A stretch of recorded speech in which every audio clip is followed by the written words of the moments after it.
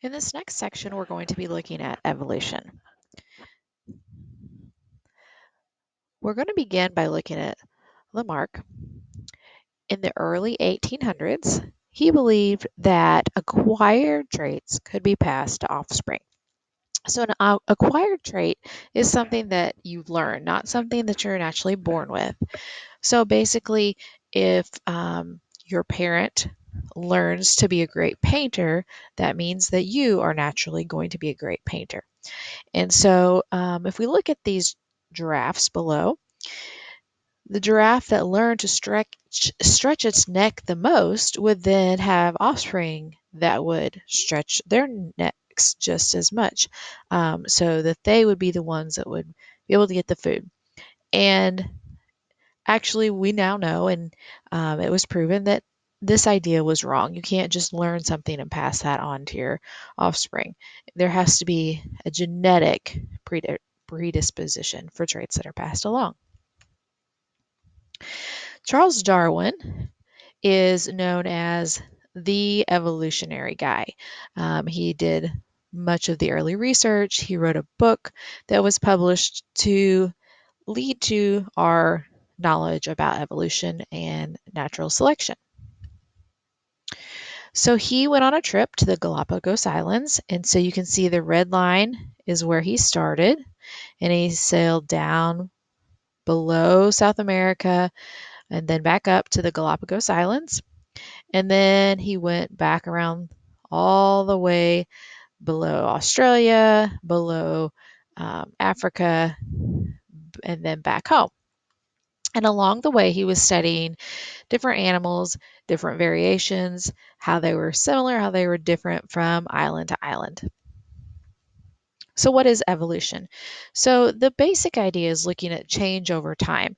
And so, evolution is going to look at how organisms can develop and lead to different organisms over thousands and millions of years.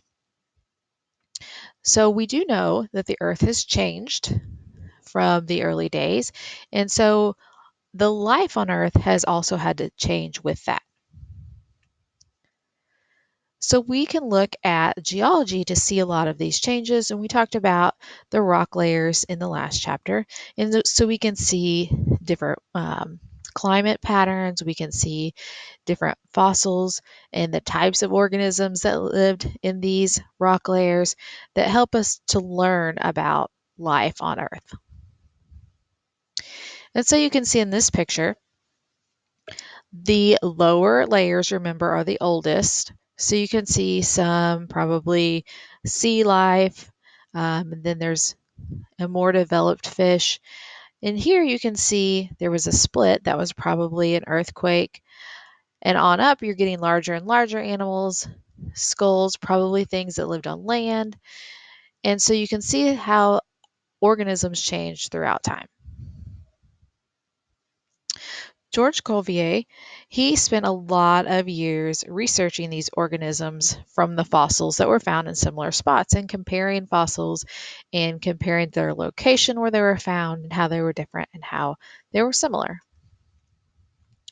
So his idea of catastrophism says that geological catastrophes ended up causing large groups of extinction at different points in the past. And so they can see these with fossils and looking in rock layers and things that at some points we lose whole groups of organisms.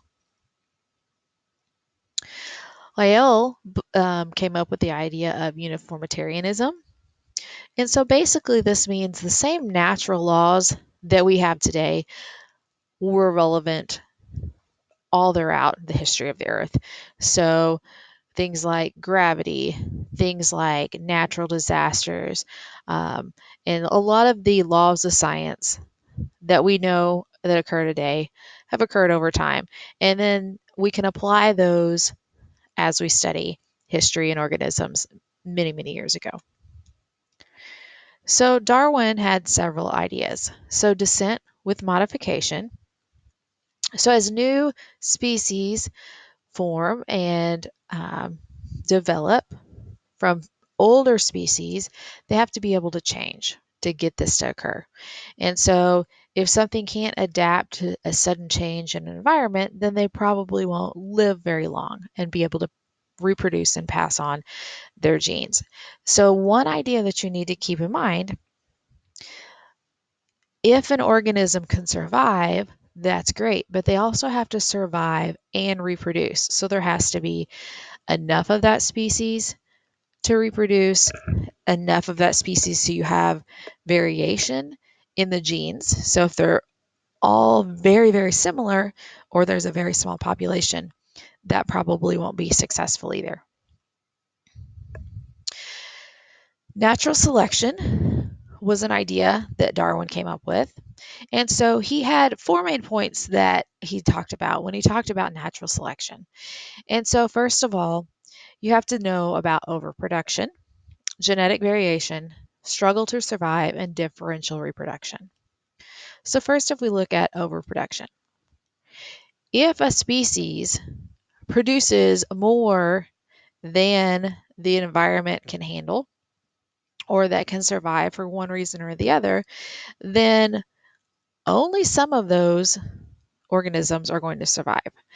And over time, humans have had the ability to adapt to some of these things, but we're kind of getting to a point where we're pushing the limits.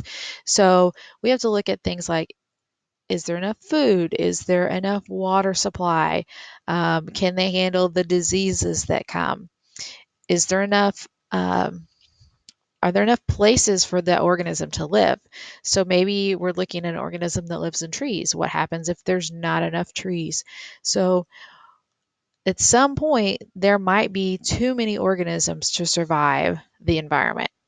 And so only the best fitted, or maybe the strongest or the smartest, depending on whatever the situation is, of those organisms will be able to survive. Just looking at humans, um, we have often fought for land or oil or different things and had wars for this struggle of survival. Genetic variation. So many species, and you can see here with these cats, are going to have lots of different variations just within the species. So just looking at fur type, fur color, some of these things might allow one of these cats to survive better than the others. So what if this is a cold weather environment? The cat with lots of fur is going to probably survive better than the hairless cat down in the bottom. So having genetic variation allows some of the species to fit better in the environment than others. Struggle to survive just means that these individuals are going to be competing to survive. So the ones that are the strongest or most fitted, so for example here, the giraffe with the longest neck is going to have easier access to food. Then we look at what's called adaptation. So how can we best fit into our environment? And so these adaptations are going to be inherited from the parents of the organism. And so certain adaptations are going to increase a population's ability to survive and reproduce. So color, or maybe you have genes that allow you to better survive a disease than someone else. So that would make you more adapted to that specific disease. Differential reproduction.